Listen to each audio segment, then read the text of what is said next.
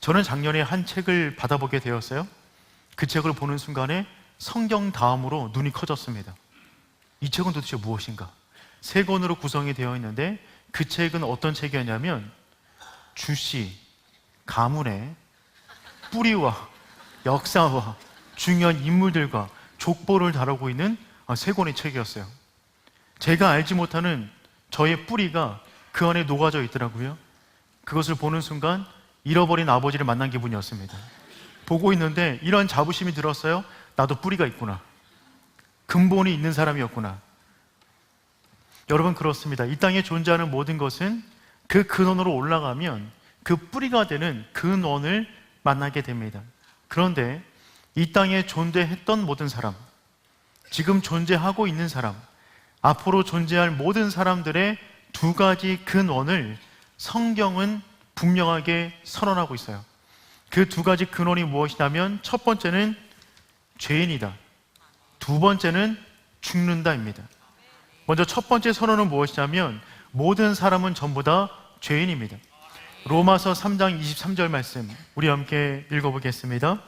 모든 사람이 죄를 범하였음에 이르지 못하더니. 아멘. 성경은 단호하게 말을 하고 있어요. 모든 사람이 죄를 범하였다. 이 말에서 벗어날 사람은 한 명도 없는 것이죠. 이전에 있던 사람, 지금 있는 사람, 앞으로 존재할 모든 사람 역시 그 사람의 출발은 죄인으로부터 출발이 되는 것입니다. 이 사회에서 말하는 죄라는 것은요, 우리 안에 있는 생각, 마음, 그것을 죄라고 말하진 않죠.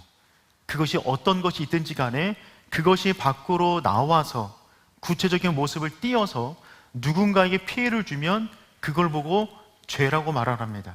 그런데 성경에서 말하는 죄는 그렇지가 않아요. 우리 안에 잘못된 생각, 죄악을 품었다면 그거 자체를 생각만으로도, 상상만으로도 죄라고 말하는 것입니다. 예를 들면 일반 사회에서는요, 이 컵이 존재라고 본다 그러면 이 컵 안에 오물이 있는지 뭐가 있는지 신경 쓰지 않습니다.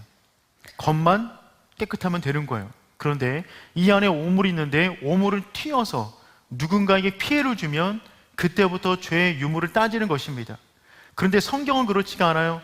이 안에 오물을 담고 있으면 이 컵은 오염된 거예요. 존재가 이미 망가진 것입니다. 그러니 성경의 기준은 명확한 것이죠. 우리 안에 어떤 생각, 어떤 마음을 품고 있느냐가 곧 그 존재를 말하는 것입니다. 그러니 만약에 제가 여러분들의 생각, 여러분들의 마음을 제가 다 보고 들을 수가 있다면 여러분들은 저를 자연스럽게 만날 수 있을까요? 여러분 역시 만약에 여러분이 저의 안에 있는 마음과 생각을 볼 수 있는 능력이 있다 그러면 제가 여러분을 만날까요? 도망쳐 다닐 겁니다. 일주일간의 저의 삶과 시간, 제 안에 들었던 모든 생각들을 이 스크린에 띄워놓는다 그러면 제가 이 자리에서 설교를 할 수 있을까요? 확신하건대 못합니다. 우리는 모두 다 죄인이에요. 더군다나 성경에서 말하는 죄라는 것의 핵심은 하나님과의 분리된 상태입니다. 탕자가 집을 나가면 고통을 받듯이, 물고기가 물 밖을 나가면 고통을 받듯이, 인간의 가장 큰 고통은 무엇이냐면, 가장 큰 죄악은 무엇이냐면 하나님을 떠난 것인데, 그런 의미에서 이 땅에 살아가는 모든 사람들은 근본적으로 죄인일 수밖에 없어요. 2번째, 성경에서 말하는 인간의 근본은 무엇이냐면 그러므로 모든 사람은 다 죽는다는 것입니다. 로마서 6장 23절 말씀 우리 함께 읽어보겠습니다. 아멘. 단문으로 되어 있는 이 문장이 우리가 어떻게 인생을 마치게 되는지를 명확하게 말을 해주고 있어요. 죄의 싹은 사망이요. 우리가 무언가 회사를 통하여서 열심히 일을 합니다. 그리고 싹을 받아요. 월급을 받아요. 그런데 죄를 열심히 짓는 인생을 살아갔을 때 그 받는 월급이 무엇이냐면 사망이다. 모든 물건에는 가격표가 붙어 있어요. 가격을 지불해야만 물건을 취하는 것입니다. 여러분, 죄를 취하셨어요? 죄를 품으셨어요? 죄를 끊어 안으셨어요? 값을 내셔야 됩니다.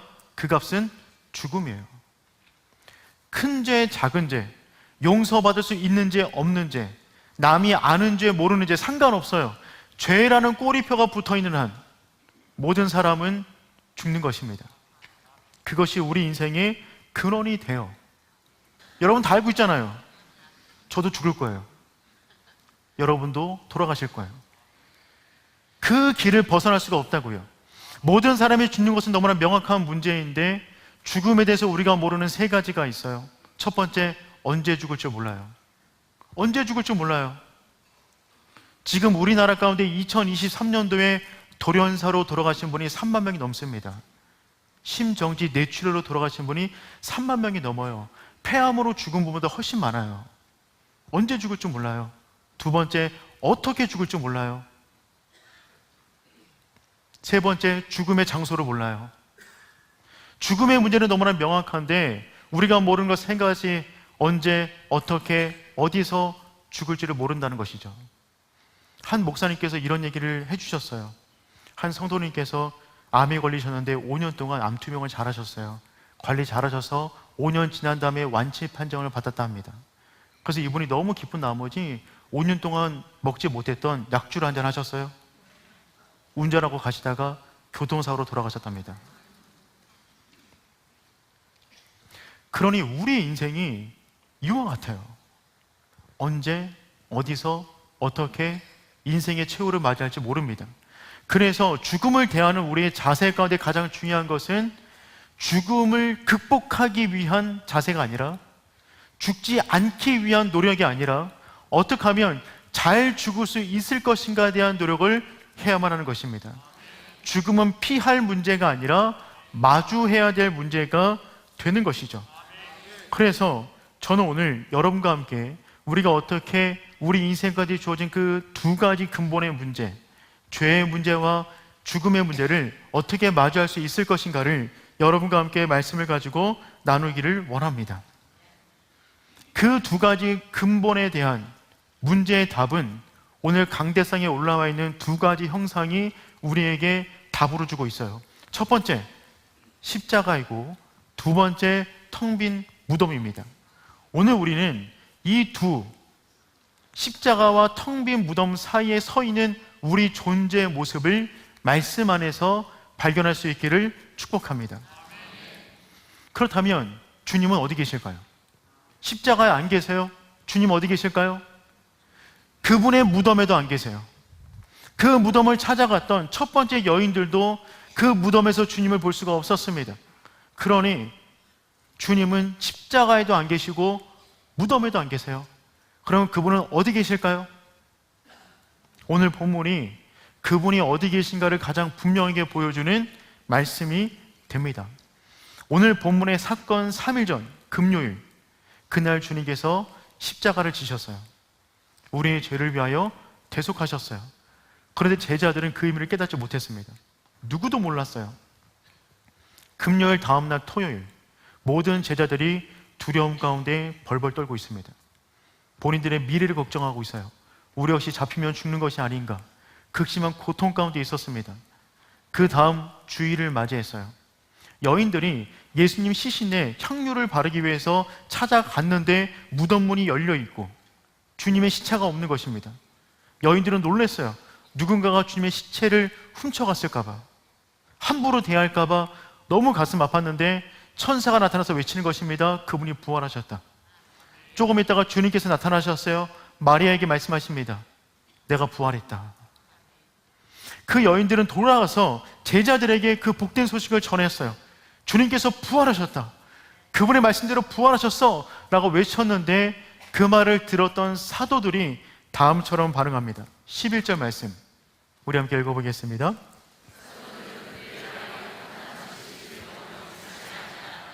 놀랍지 않나요? 사도들이랍니다. 사도들인데 그들의 말을 허탄한 듯 믿지 않았어요. 그들은 주님이 십자가를 지시는 모습을 보았습니다. 사실이에요. 근데 그 사실이 그들의 인생을 변화시키지 못했어요. 그 말을 들었음에도 불구하고 그 말을 들었던 사람 가운데 2명의 제자는 그 자리를 떠나고 엠마오로 내려갑니다. 13절 말씀 읽어보겠습니다. 그날에 엠마오로 하는 마을로 가면서 주님께서 부활하셨다라는 소식을 들은 그날에 부활절 아침에 엠마오로 가는 거예요. 그 거리가 지금 25리가 되었다라고 하는데, 지금으로 말하면 한 10km 정도 되는 것입니다. 그러니까 걸어서 가면 2-3시간 정도 걸어가고 있는 거예요. 걸어가는 동안에 그들은 어떤 이야기를 나누냐면 금요일과 주일날 벌어진 사건에 대해서 이야기 나누면서 걸어가고 있었어요. 엠마오로 가는 사람들은 지금 금요일날 주님의 십자가와 텅 빈 무덤의 사건을 얘기하면서 주님의 시신이 어디 갔지? 앞으로 어떻게 되는 것이지? 두려움에 떨면서 그 이야기를 하고 가고 있었다는 것입니다. 놀랍지 않나요? 주님을 한때 따랐던 사람들입니다. 십자가를 눈으로 본 사람들이에요. 텅 빈 무덤의 간증을 들은 사람들입니다. 그럼에도 불구하고 그 사실을 믿지 못하여 엠마오로 내려가고 있어요. 오늘 말씀을 묵상하다 보니까 토요일을 살아가는 사람들의 2가지 특징이 보였어요. 첫 번째 특징은 무엇이냐면 그들은 진리 안에 온전히 거하지 못한다는 것입니다. 여러분, 사실은 중요하나 그 사실이 여러분의 인생 가운데 진리로 다가오지 않으면 그 사실은 우리 인생을 변화시키지 못합니다. 십자가 사건은 그들에게 사실이었어요. 그 사실이 진리로 다가오지 않으니까 그들의 인생을 변화시키지 못하는 거예요. 사실보다 중요한 건 진리입니다. 여러분, 이순신 장군 아세요? 모르세요?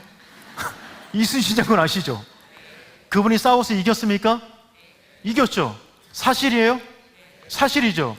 그 사실이 여러분의 인생을 바꿨어요? 지금 영향을 미치고 있어요? 분명한 사실인데 그 사실이 우리에게 미치는 영향력이라는 것은 사람마다 다 다를 수 있어요. 그렇잖아요? 주님께서 우리 위해서 죽으셨어요. 십자가 지셨어요. 부활하셨어요. 사실이에요. 근데 그 사실에서 멈추는 것이 아니라 그 사실을 내 인생의 진리로 받아들이느냐, 그것이 우리 인생의 변화를 일으킨다는 것입니다. 2번째, 토요일을 살아가는 사람들은요, 눈이 완전히 감겨있는 사람들이었어요. 우리 15절 16절 말씀 함께 읽어보겠습니다. 그들이 서로 이야기하며 예수께서 가까이 이르러 그들과 동행하시나 그들의 눈이 가려워져서 그인 줄 알아보지 못하거늘. 아니, 어떻게 이럴 수가 있을까요? 이들이 동행하다가 어느 순간 주님께서 그들과 함께 하셨습니다. 주님이 그들과 함께 걸어가세요. 그런데 그들이 주님을 알아보지 못해요. 왜? 눈이 가려워졌답니다. 아니, 어떻게 그렇게 살아가는 주님과 함께 걸어가는데 주님을 알아보지 못할까요? 그들의 눈에 문제가 있는 것이 아니라 영 안이 가려져 있으니까 볼 것을 제대로 보지 못하고 있는 것입니다. 중요한 것은 영 안이 열리는 거예요. 저는 오늘 말씀을 준비하면서 최선을 다해서 준비했지만 제가 간절히 구하는 것은 무엇이냐면 하나님께서 이 시간까지 역사하여 주셔서 우리들의 영안을 열어 주시옵소서. 단순히 십자가가 아니라, 단순히 빈 무덤이 아니라 이 십자가와 부활을 통하여 이루기를 원하시는 하나님의 역사, 그 역사가 나의 사건으로 받아들여지게 하여 주시옵소서. 저는 이 기도를 정말 간절하게 했어요. 왜냐하면 제가 여러분의 눈을 띄울 수가 없어요. 여러분 의지를 가지고도 여러분의 영안의 눈을 뜨게 만들 수가 없습니다. 그것은 오직 성령님의 역사예요. 그래서 말씀을 전하는 자나 듣는 자나 겸손하게 성령의 은혜를 구할 수밖에 없는 겁니다. 주님께서 제자를 찾아오셨어요. 그리고 말씀으로 그들에게 말씀으로 설명해 주십니다. 27절 말씀 읽어보도록 하겠습니다.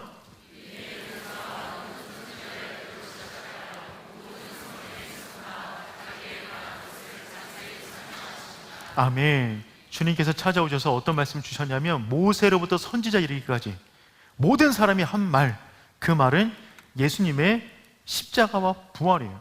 그것에 대한 일어난 사실에 대해서 명백한 진리를 그들 가운데 말씀해 주시기 시작하셨습니다. 그리고 그 말씀을 듣자 제자들 가운데 놀라운 일이 벌어졌습니다. 우리 31절 말씀 읽어보겠습니다. 그들이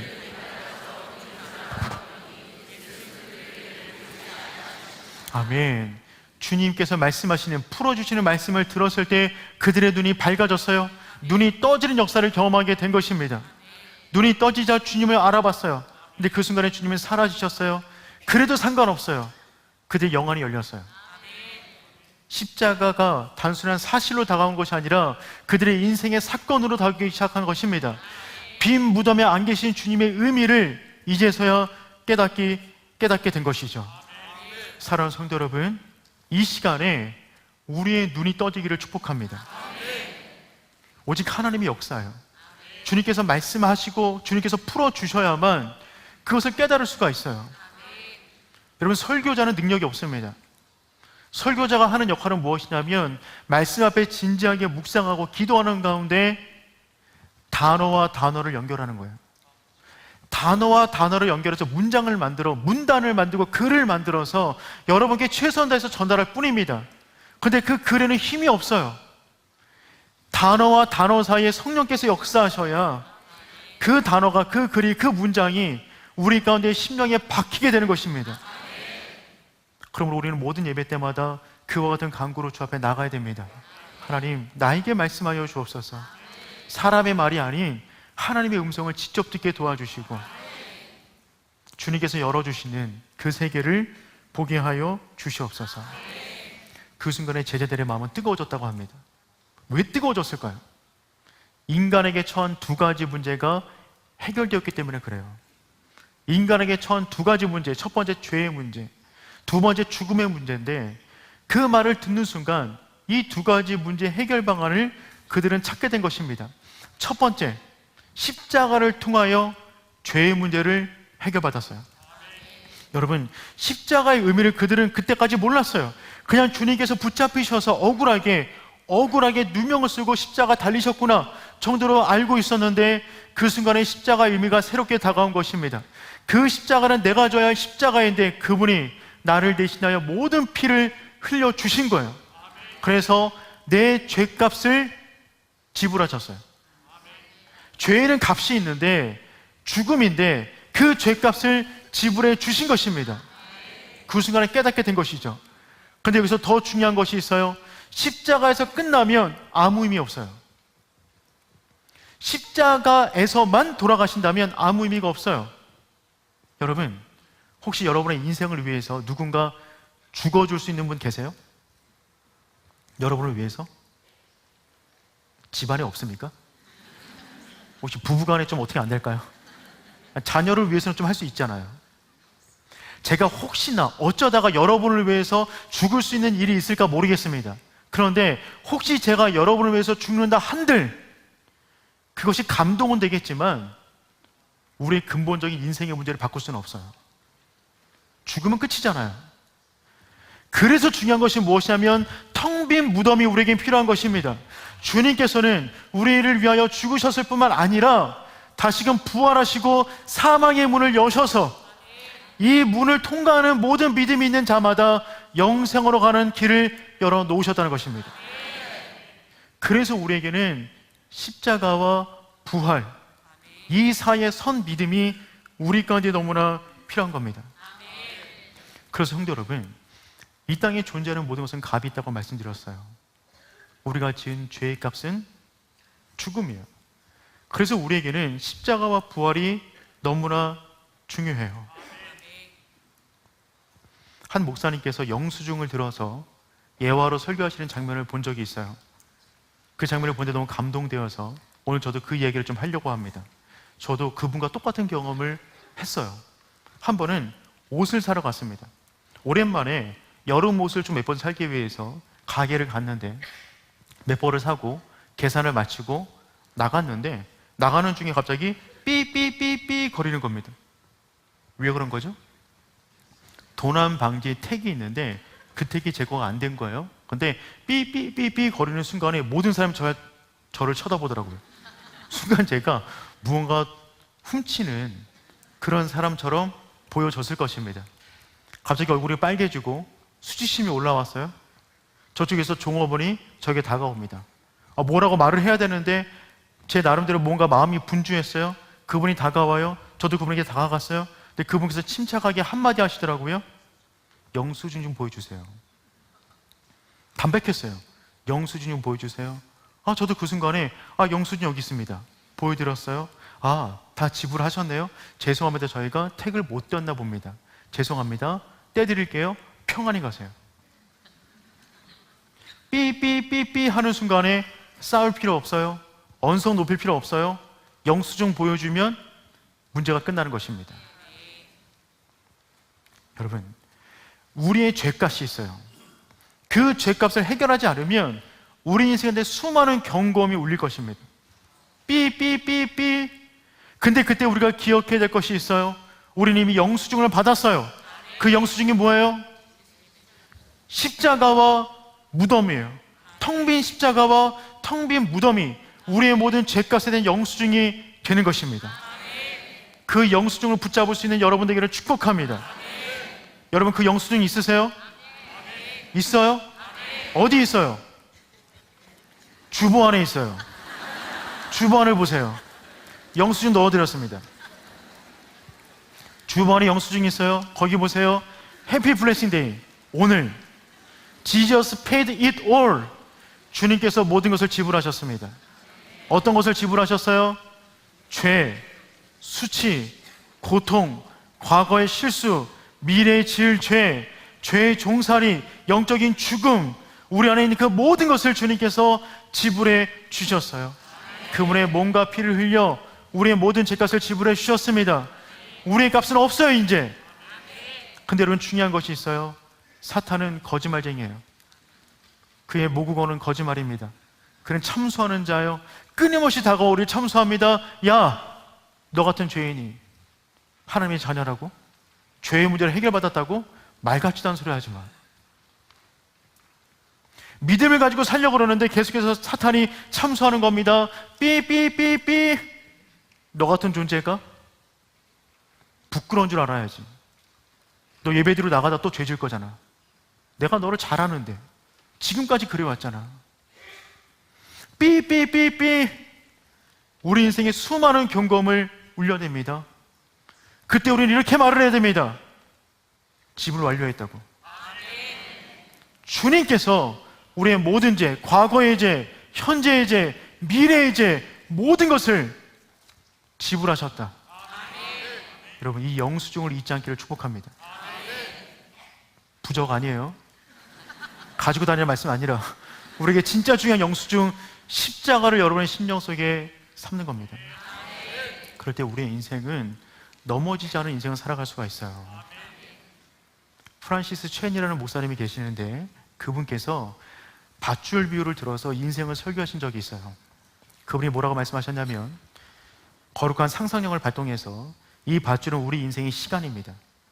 영원까지 이어질 거예요. 그런데 이 땅에서의 인생은 이 밧줄만큼이에요. 빨간색 표 있는 이만큼. 이 우리가 살아가는 시간입니다. 영혼의 관점에서 보면 점도 안 될 건데 늘려서 표현한 겁니다. 이 정도의 인생. 이 정도 인생을 살아가면서 내가 더 낮게 있냐, 중간에 있냐, 높게 있을 거냐, 이 싸움을 하며 살아가는 거예요. 이 정도밖에 안 되는 인생을 살아가면서 내가 얼마나 더 빨리 갈 거냐, 늦게 갈 거냐, 얼마나 맞은 걸 가질 거냐, 못 가질 거냐, 얼마나 내가 수치를 겪었냐, 자랑스러운 인생을 살아가느냐, 그것을 경쟁하듯 살아간다는 것입니다. 근데 여러분, 우리 인생의 진짜 문제는 여기에 있는 것이 아니에요. 이 다음에 있어요. 여러분, 삶은 조연이에요. 죽음은 주연이에요. 죽음 이후의 인생이 진짜 우리의 인생이 될 것입니다. 그러므로 우리에게 중요한 것은 우리 인생을 향한 그 영수증, 잊지 않고 영혼을 위한 인생을 살아가는 거예요. 그럴 때 중요한 것, 우리가 정말 예수 그리스도의 보혈을 믿는다면 우리 인생은 여기서 끝나는 것이 아니라 우리의 인생의 모든 시간들은 십자가와 빈 무덤을 통과하여 영혼까지. 원래 박수가 좀 나와야 되는데 이거 던지기 쉽지 않습니다. 우리의 인생이 여기서 끝나는 것이 아니라 영원까지 주님께서 예비하신 그 잔치 가운데 들어가게 되는 줄 믿습니다. 오늘 우리가 그 결단을 할 수 있는 시간 가졌으면 좋겠어요. 여러분, 주님께서 우리에게 십자가, 생명을 선물로 주십니다. 모든 선물에는 두 가지 특징이 있어요. 첫 번째는 공짜예요. 그래서 너무 좋아요. 두 번째는요, 아무리 공짜여도 내가 취해야만 내게 돼요. 선물의 특징이죠. 주님께서 십자가를 주셨어요. 영수증을 주셨어요. 대신값을 지불해 주셨어요. 이것을 여러분 것으로 삼아야 됩니다.